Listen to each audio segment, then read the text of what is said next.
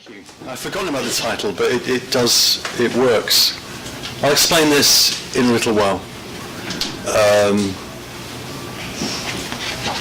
Thank you. Thank you, Anne, that kind invitation. Thank you to Lynn for all the help in getting me here. And thank you for coming. It's great to see you. Mary Catherine at the back of the room. And I'm going to talk about Hamlet. It's a very good play. It's a very long play. Very long play. Shakespeare's longest. And Hamlet is the character with the most lines of any Shakespeare character. And therein lies a riddle. Why is it such a long play? It could be a very short play.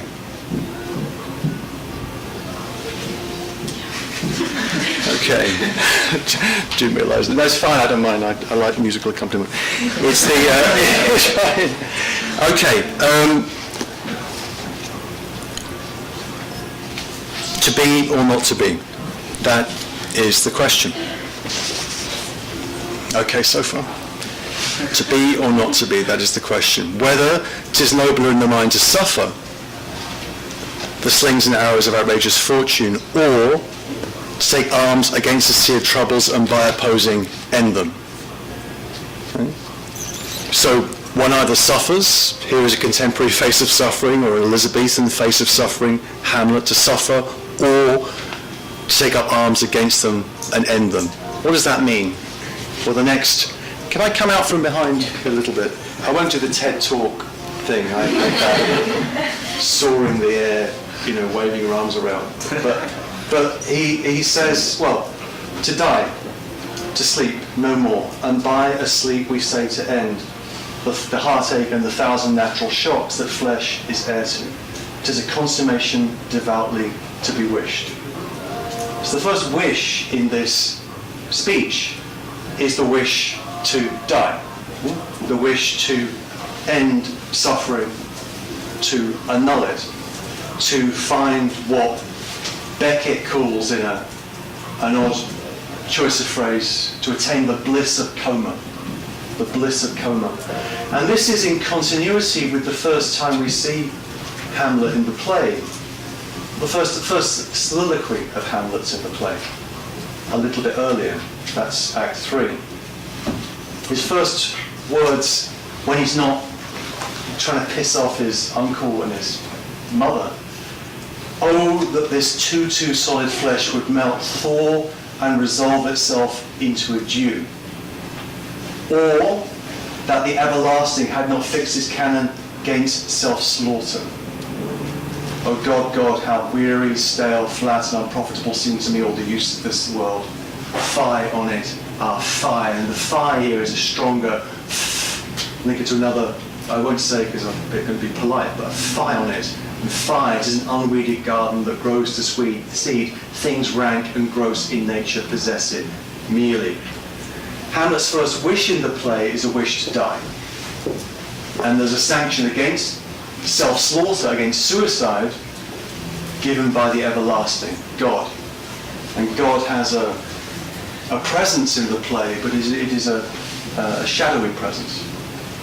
And what God it is not clear. We can talk about that. But as you know, the debate about suicide, suicide was no problem in the ancient world. Can you hear me at the back there, or shall I go behind the... Is it okay? It might be good if you could use that mic. Okay. Is this one... I don't think you can turn it on, sir. If you can turn it on. Okay, let's do that.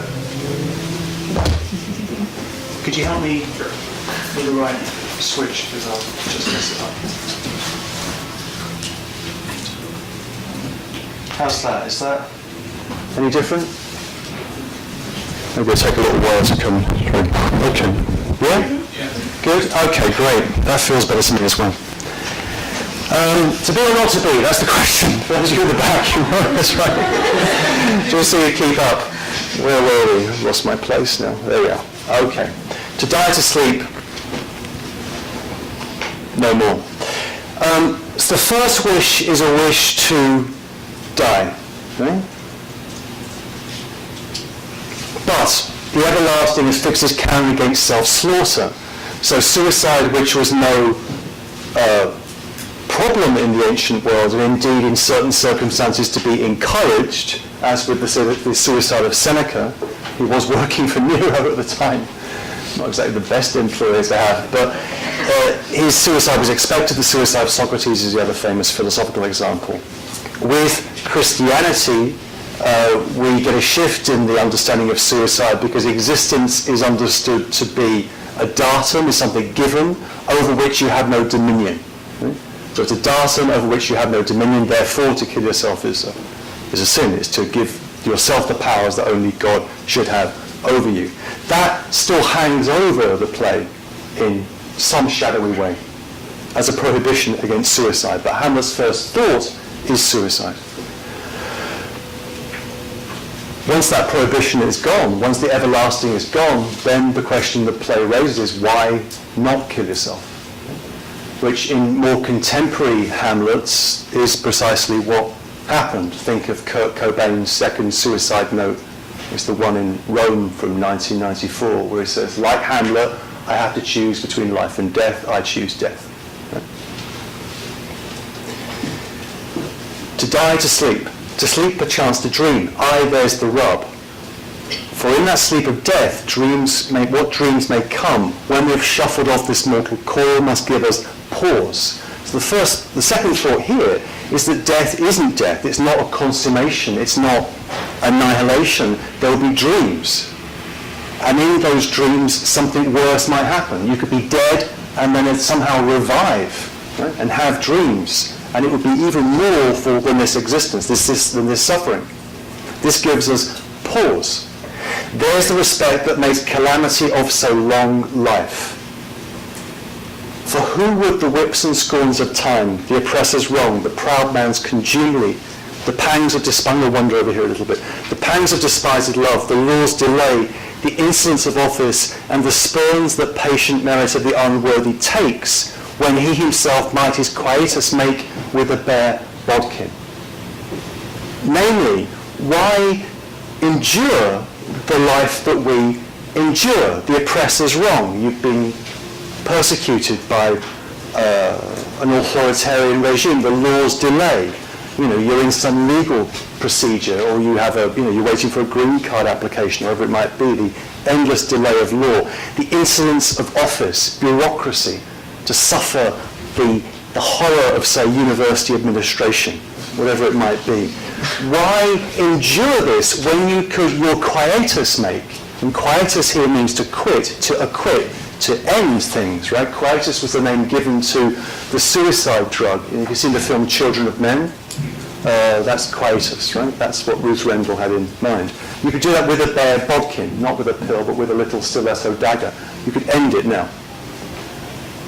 So, end the suffering now. Who would fardels bear? I mean, who's born fardels here? Any fardel bearers in the...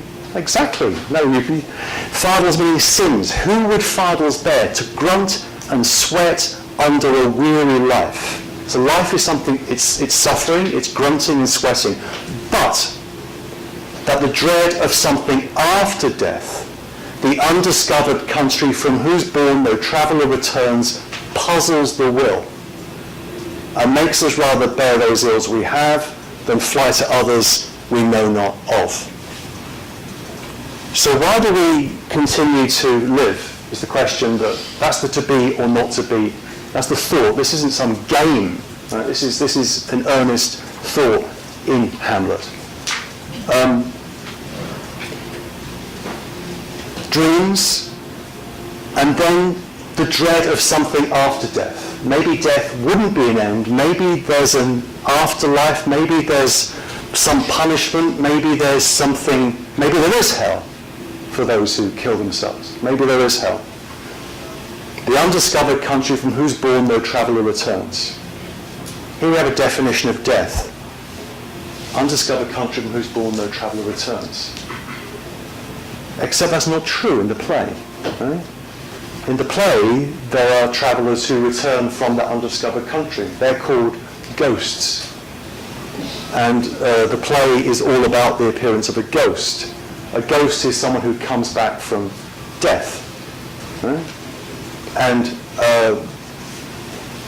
in many ways, if I were to attempt a definition of theatre, this is a kind of wider set of concerns, it would be that theatre is something ghostly. The first play we have, which is called The Persians by Aeschylus from 472 BCE, is a play with a ghost in that occurs 8 years after the Battle of Salamis. So war and ghosts. And when the ghost first appears in Hamlet, they're trying to work out why would ghosts appear? Because there are preparations for war being made. There's a link between ghosts and war. There's a link between ghosts and war and theatre. Theatre is that machine which is about, which does not respect fully the line that separates the living from the dead. Right? Theatre, in a sense, is haunted. We'll say more about that, if you like.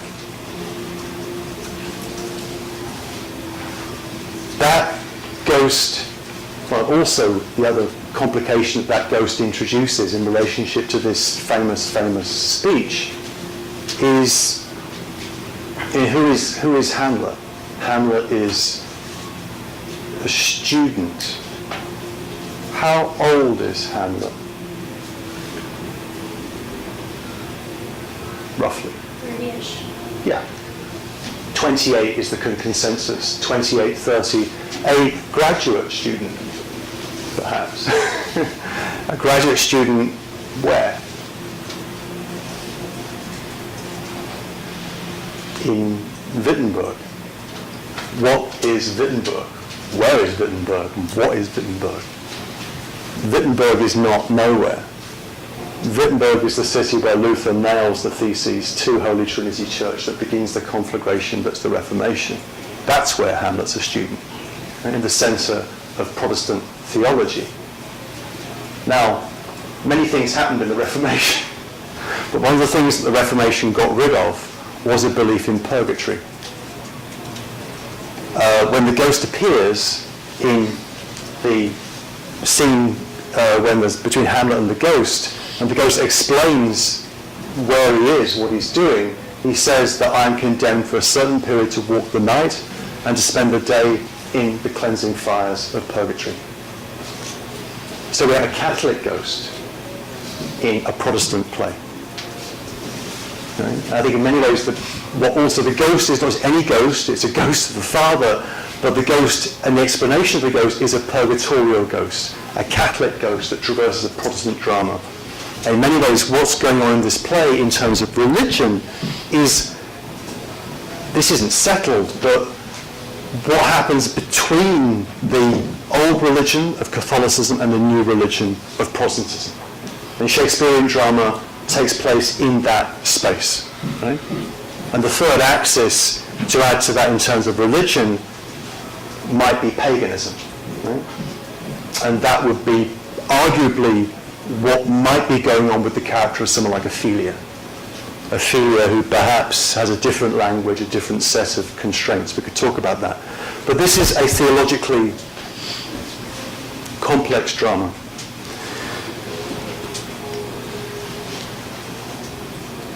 But this dread of something after death puzzles the will. Thus conscience does make cowards of us all, and thus the native hue of resolution, or resolution, be better to Elizabeth, close to Elizabethan English, is sickly there with the pale cast of thought. And enterprises of great pitch and moment with this regard, their currents turn awry and lose the name of action. So thought is that thing that is pale, that casts a kind of sickly pallor over resolution, and with that we lose the possibility of action. Okay? Soft you now, the fair Ophelia, nymph, in thy horizons be all my sins remembered, and the drama goes on. So Hamlet is a play that seems to be concerned with the inability to pull together thought and action. Thought and action seems to be pulling in opposite directions. Where we think, we cannot act, and where we act, we seem to be unable to think. Hamlet says elsewhere, there's nothing either good or bad, but thinking makes it so. Right? But thinking seems to make things rather bad, and resolution dissolves into thin air. When the ghost comes back in Act 4, in the scene between Hamlet and his mother, that is the most terrifying scene of any of the Shakespearean plays, in my view. The sort of percussive, violent intensity of Hamlet's exchange with his mother. The ghost comes back and basically says, well, why haven't you done it yet? Where's the problem? Now, so Hamlet could have been a very short play. It could have been something like this. It could have been Scene 1, Horatio, Bernardo, Marcellus on the battlements, and there's a ghost. Scene 2, you've got the court scene with Claudius and Gertrude, and they're discussing what they discuss. Scene 3, Hamlet goes out and talks with the ghost. The ghost says, your uncle did it, get him. Scene 4, Hamlet goes back with Horatio and says, what did he say? He says, well, he said that my uncle did it and I've got to kill him. Okay, great. Scene 5, Hamlet runs into his uncle's chamber, takes out his sword and runs him through. Scene 6, Hamlet becomes king of Denmark. That would be the revenge drama that Hamlet is. Now, why isn't it that? Why is it Shakespeare's longest play? Hamlet in its entirety is like Hamlet in its eternity. It goes on and on and on. Now, Hamlet is unable to revenge, and there is a kind of enigma around that. Why is he unable to revenge? And the other enigma is, why is this secret a secret? When he's told the truth by the ghost, he doesn't tell the truth to anybody. Why must that truth be kept secret? It's a question which the play raises but doesn't answer. So, thought and action pull apart from each other. They pull in separate directions. And the closest we get to an attempt to close the gap between thought and action is through the ultimate conceit, that is through theatre. So the closest that Hamlet gets to closing the gap between thought and action, which we saw in that to be or not to be soliloquy, is through theatre. Players turn up in Act 2. It's unclear why they're there, and Hamlet seems to know the players quite well. It's unclear how he knows the players. Where exactly has Hamlet been to the theatre? In Wittenberg, in Elsinore, in London. He seems to be on very friendly terms with them. And he concocts the idea of a play within the play. A play within the play that will be the thing that will catch the conscience of the king. Right? So the closest we get to action is through the reenaction of the murder of his father in a theatre piece that will be called The Mouse Trap. Right? Now, what is theatre? It's very clear what Hamlet thinks about theatre. There's an extraordinary soliloquy at the end of Act 2, where after the players have been dismissed and he's conceived the idea of the play within the play, he says, and so what's just happened is that an actor has reenacted the slaughter of King Priam of Troy and the mourning of his wife Hecuba, to such an extent that the actor begins to cry. And Polonius says, check whether they're real tears. Right? Is he really weeping, or is that kind of, fake baby tears? Is it real tears? And then Hamlet gets rid of everybody and says, is it not monstrous that this player here, but in a fiction, in a dream of passion, could force his soul so to his own conceit, that from her working, the face is working, all his visage wanned. He goes pale. Tears in his eyes, distraction in his aspect, a broken voice, and his whole function suiting with forms to his conceit, and all for nothing? For Hecuba? What's Hecuba to him, or he to Hecuba, that he should weep for her? What would he do, had he the motive and the cue for passion that I have? And he goes on. So theatre is monstrous, it's a fiction, it is nothing. Right? But it's that nothing which is the only thing with which Hamlet is able to close the gap between thought and action. And that's kind of the problem of the play. Right? And this is a play within a play, but a play within a play that's within a playhouse where it's being played. Right? Which is referred to in the play as that distracted globe, the globe theatre. So the levels of reflexive self-awareness that people who are stupid would call postmodern, it's not. It's not even modern. It's not even not modern. I mean, forget all that rubbish. Right?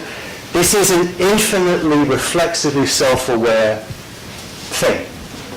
A theatre piece which is itself nothing.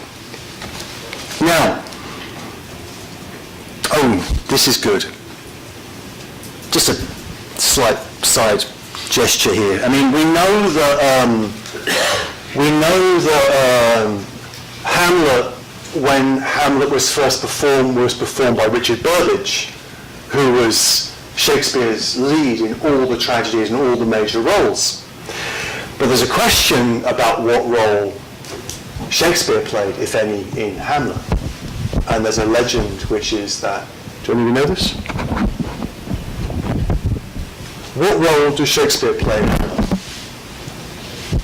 What role would he play in Hamlet? Some guess. Rosencrantz. Rosencrantz? Horatio? Hamlet? Well, Hamlet's already... Well, Hamlet, you're right. You're right and you're wrong.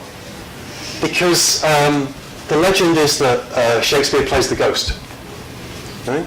And those of you who know the best commentary on Shakespeare's Hamlet, which is Joyce's Ulysses. And Joyce's Ulysses, we talk about Joyce's Ulysses in the book, but Ulysses is a reenactment of Hamlet. And at the centre of Ulysses is a debate about the meaning of Hamlet, 2:00 in the afternoon in the National Library of Ireland in Dublin, where Daedalus expounds his theory about Hamlet. It's all about fathers and sons, and Ulysses is all about fathers and sons. I won't go into that. But Shakespeare, I hate the kind of biographical stuff about Shakespeare and, did he really exist and all of that, or was it, a kind of lesbian writing collective in South London, or was it an aristocrat in Earl of Oxford, or whatever. We don't know. But I assume it was Shakespeare. We know quite a lot about Shakespeare.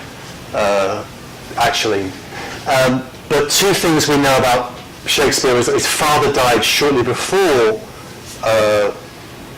the play Hamlet was entered in the Stationers' Register in London. And the second thing that we know is that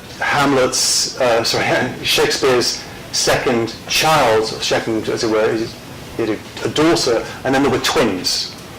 And the boy was called Hamnet on one account, or Hamlet on other accounts. And he dies in 1596, let's say 6-7 years before Hamlet is produced. So it's a play about a dead son and a dead father. Right? Or a dead son and a dead father are playing themselves out at some level in this play. Also, what is fascinating about the play is that as Shakespeare wasn't cursed with the idea of creativity and originality that we still suffer because we're still children of the Romantics, unfortunately. He used sources, and the sources were extensive. What Shakespeare adds to the sources is to give the father the same name as the son. It wasn't the case in the sources. Hamlet Senior has the same name as Hamlet Junior. So the play Hamlet, which we think of as referring to the Prince of Denmark, indeed it's with the subtitle, could also refer to the ghost. Or you could just see that if you look at the play from the ghost's perspective, rather than seeing the play as a play in which a ghost appears, you see the play from the ghost's perspective, a ghost where a play appears to a ghost, then things begin to turn around. And why not? Anyway, I digress. So thought and action pull apart. And he can only hold them together in the play within the play. And the plot works. Hamlet reenacts the death of his father in front of his uncle, who the ghost has said was the murderer. It's successful. Claudius stands up and says, "Lights, lights," and leaves the room. Next time we see Claudius, he's confessing his guilt. He's confessing his guilt. He did it. And Hamlet is on his way to see his mother, as you are sometimes, right? Those of you who have mothers. Always a complicated thing. And he walks by the room where his uncle is confessing his guilt. And Hamlet overhears it. And he's got his sword with him, and he could kill him at that moment. But then he begins to think. And thought, as it were, loses the name of action, and he begins to ratiocinate and say, well, this would be mere hire and salary. He says, hire and salary. I need to catch him when he's drunk or in the incestuous pleasure of his bed. So it isn't just a question of avenging Hamlet's, his father's death, but avenging it in the right way, when he's at it with his mother, drunk. And there's a whole discourse on drunkenness in Hamlet. Hamlet is very down on drunkenness. It's a big anti-drunken play. And the Danes are seen as being drunks, and whether the Danes, it's about the Danes or it's about the English, and we are heroic drinkers. So there's a whole line about alcohol in the play, which we could discuss during the reception, I'm sure. If you were to follow Hamlet's advice, you wouldn't drink. You would keep your mind clear. It's not that Hamlet cannot act. It's that his action is disconnected from his thought. Let me give you two examples of this. In the scene with his mother, he hears a noise from behind the curtain, and he pulls out his sword and he runs his sword through the arras and kills somebody. And he says, "Is it the king?" He's just left the king in the room next door. He knows it's not the king. The king's confessing his guilt. So it's as if there's the disconnection between thought and action leads to an action which is purely spontaneous and a thought which is inactive. Hamlet can only finally act when he is already dead. And if you think I'm making that up, then let me give you the textual evidence. It's Act 5, Scene 2.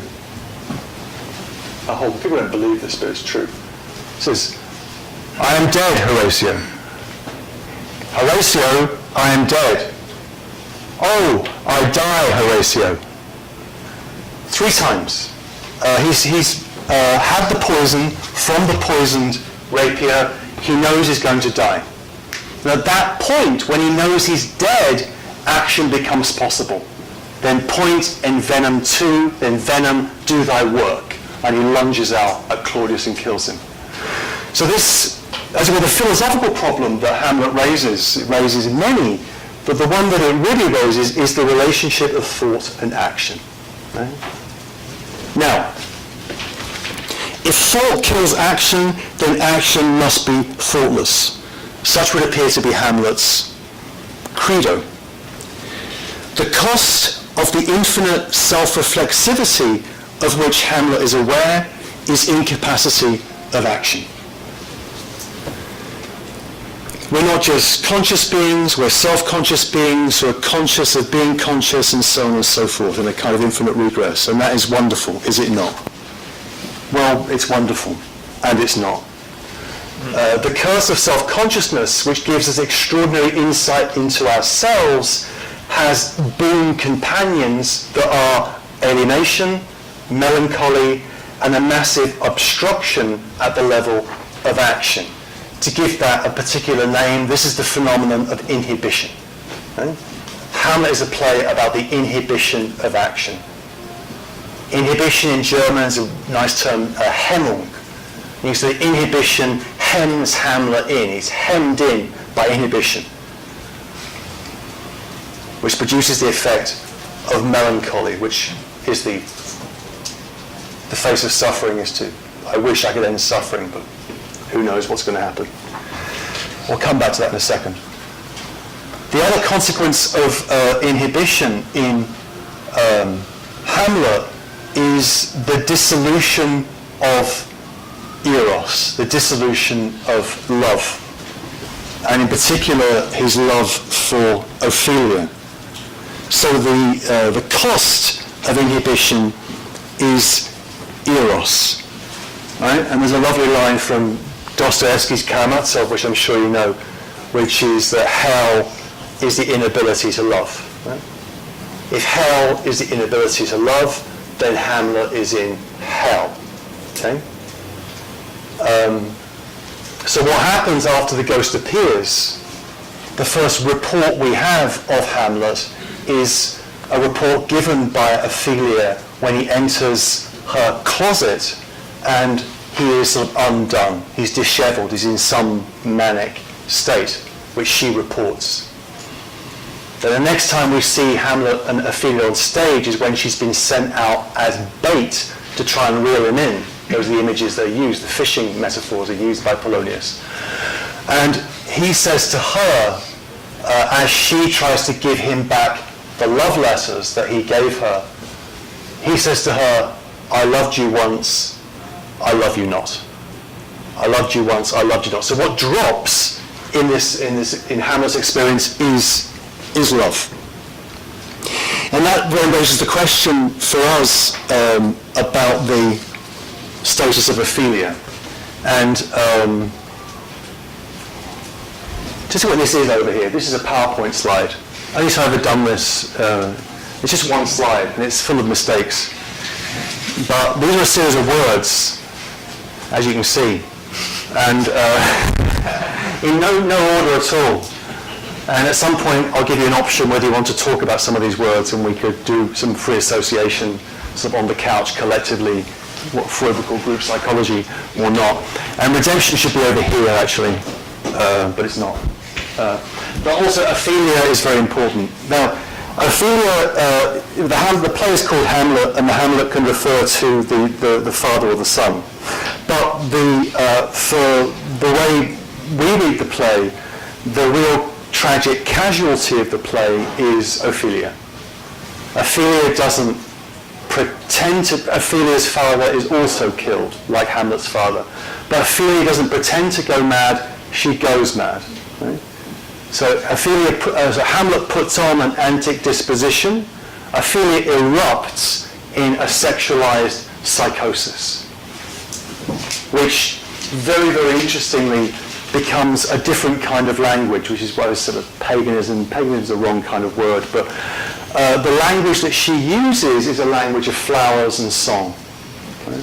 If you know the scene in scene 4 with Ophelia, she sings these songs, which are dirty songs, all about losing virginity, all about loss of maidenhead, and then she speaks through flowers. And we try and talk about that question of a language of flowers, which is actually very interesting in relationship to Shakespeare, and what kind of things flowers are. Flowers are very strange things, because they have their sexual organs on the outside. But I could come back to that if you wish.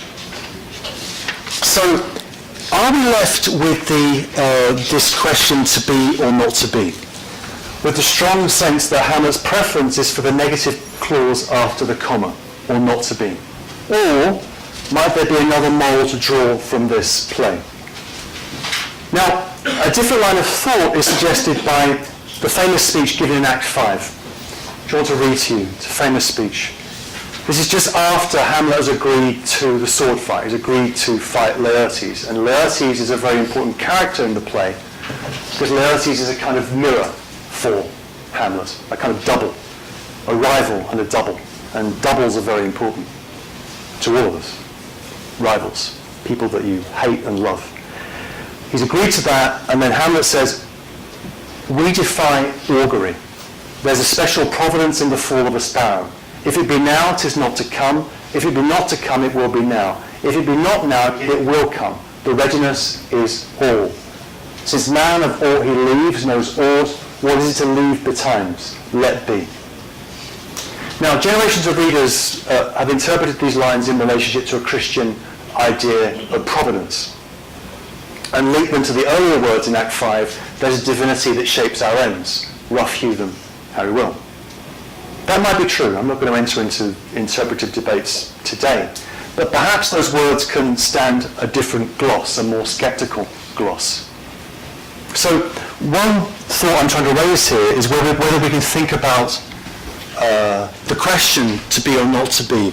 And an answer to that question might be, let be. What might that be? What might that mean? And in that passage I just read out, what's most interesting is the defiance of augury. The defiance of any ability, the refusal of any ability to predict the future. But if that's true, if we defy augury, then the second verse in that passage might be seen rather ironically, even Yiddishly or New Schooly. What you mean, there's a special providence in the fall of the sparrow? Like the Lenin-Trotsky joke, if anyone knows that. Different generation, David. I was right, you were wrong, I should apologise. Okay. The point might be that if there is any providence at work, then we know nothing of it. Such knowledge is the unique attribute of divinity of whom we mere mortals know nothing. Knowing nothing, letting be, means for Hamlet that the readiness is all. So what I'm suggesting here is a thought is that if when he says, if it be now is not to come, and if it be not now, if it is to come, it be not now, this wisdom is not necessarily Christian, it's closer to a kind of Epicurean wisdom. When death is, I am not. When I am, death is not, therefore, why worry? So seeing this as a kind of skeptical line of thought. Now, if we were to pull out a philosophical anthropology from Hamlet, if we wanted to do such a thing, there's no reason to do such a thing at all, but if you were interested in such a thing, then we could say that what we're being shown is that what defines the human condition is the incompatibility of thought and action. Okay? Thought and action seem to pull in opposite directions. And if you want names, if you like that kind of thing, you're scholars, then that would be the philosophical anthropology of Helmut Plessner, a very important philosophical anthropologist from the 20th century, one of the good guys in the story of German philosophy in the 20th century. Plessner had this idea of the human being as essentially eccentric with regard to ourselves. We are the kind of creatures that can, through thought, achieve a distance from ourselves. That's just the way we are. And by contrast, he suggested that animals were centered, were centric. We are eccentric with regard to ourselves. Who knows whether that's true? You have to ask some animals. But and of course, if a lion could talk, we would not understand him. Not that Wittgenstein knew much about lions, but I digress. The anthropology here is that thought and action seem to be pulling apart from each other in a way that cannot be bridged. Now, is that it? Now, one way of looking at the play, I want to suggest that there is a, as Tony Blair would say, and may he burn in hell, tied to the body of Margaret Thatcher for eternity. But as Tony Doyle would say, there is a third way. And that third way is humour. Humour is a way of perhaps bridging the relationship between thought and action, perhaps. But how is it previously? Well, there is a...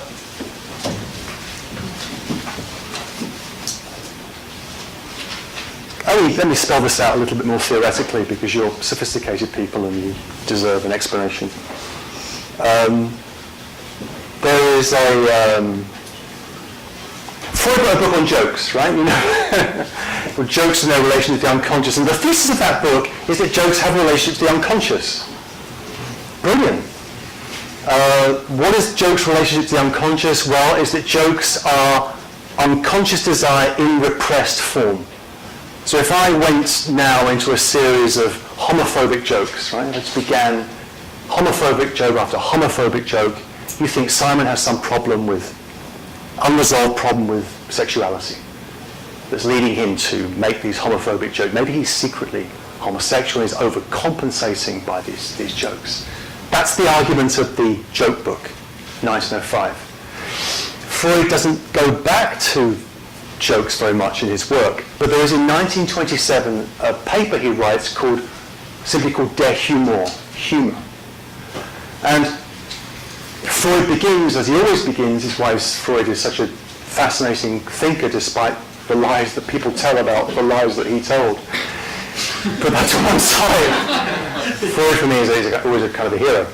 But he begins with an empirical example, and the empirical example he begins with is a joke.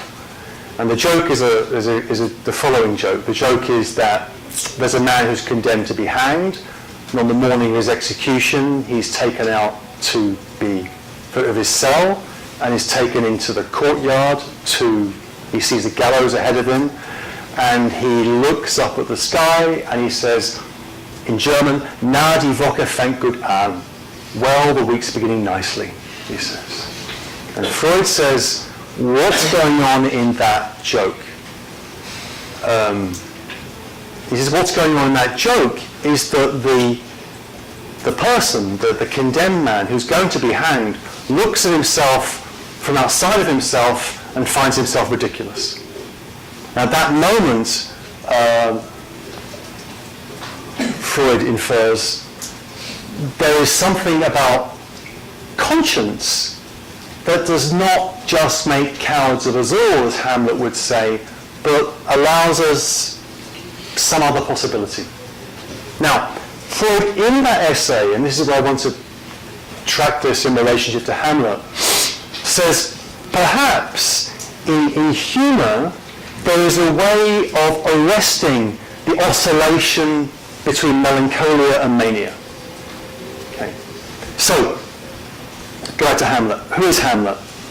Hamlet is the sort of person who wants to die, who wants to end it all, but has worries about what happens after death and so on and so forth. He is melancholic, right? He is the very anatomy of melancholy, Hamlet. And he's only able to shove that to one side in acts of mania. Right? So Hamlet oscillates between melancholia, depression, what we call depression, and mania. And the mania erupts often as an intensely sexualized language. When he says to Ophelia, "Did you think I meant country matters, madam? Right? Or shall I put my head in your lap? Get thy way to a nut," all that stuff.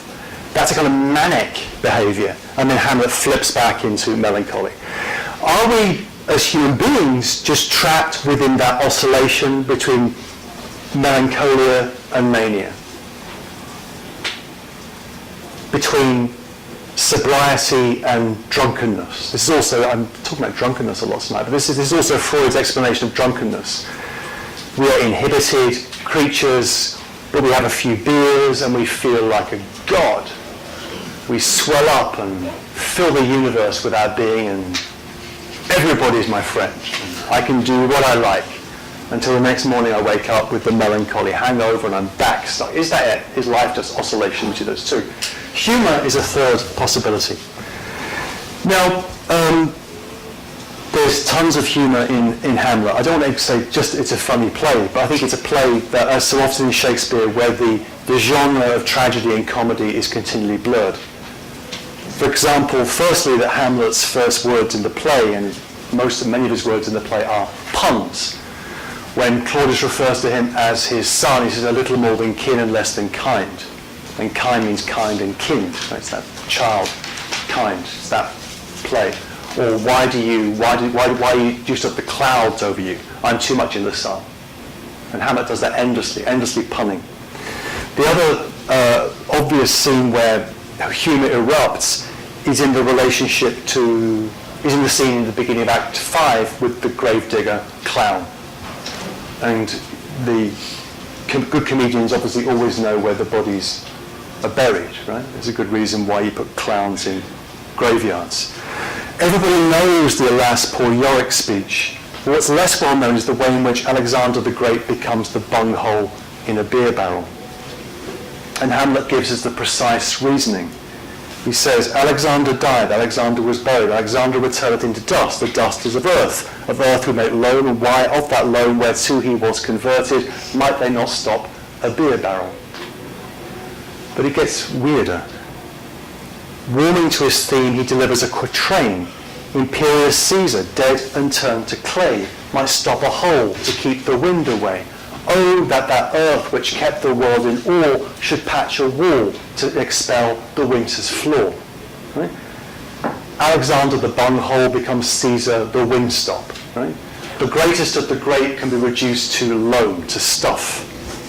So if we're good for little else than stopping up holes, if we're Hamlet-like creatures divided against ourselves between thought and action, then perhaps that division can be born in humour, in a certain, indeed rather noir comic realism.